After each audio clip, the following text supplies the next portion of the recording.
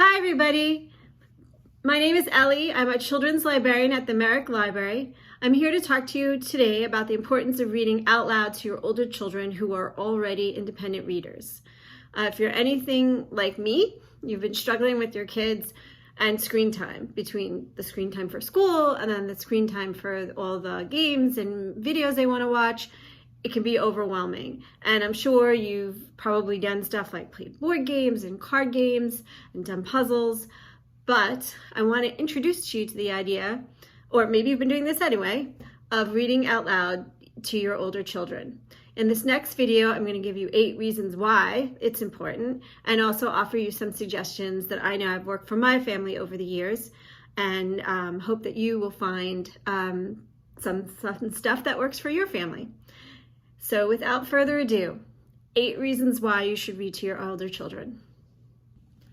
Reason number 1, building a better vocabulary. Believe it or not, our written language is much richer and more diverse than our spoken language vocabulary. We write differently than we speak.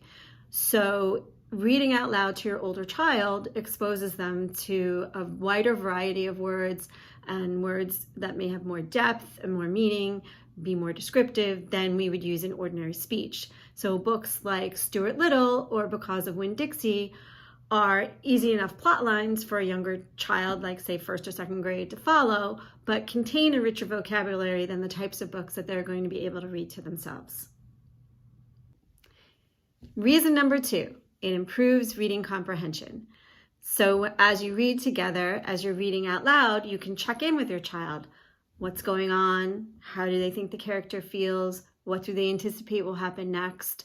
Books like Ramona, all the books in the Ramona series, like what is Ramona going to do now? How long is her dress going to stay clean?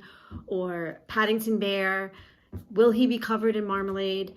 Or even books like Matilda by Roald Dahl, which have a complicated plot, but are really a storyline that younger kids can understand. You can check in and make sure that everybody's understanding what's happening. Reason number 3, listening skills. We all know this is an important skill to have for success in the classroom, and honestly, it's an important skill to have even as an adult. So you should know that children can listen and understand at a higher level than they can read independently. So you could read a book like The Tale of Despereaux, or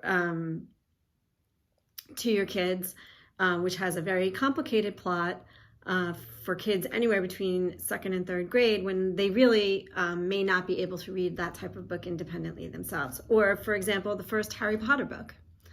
So, listening skills. Reason number 4, you can build empathy.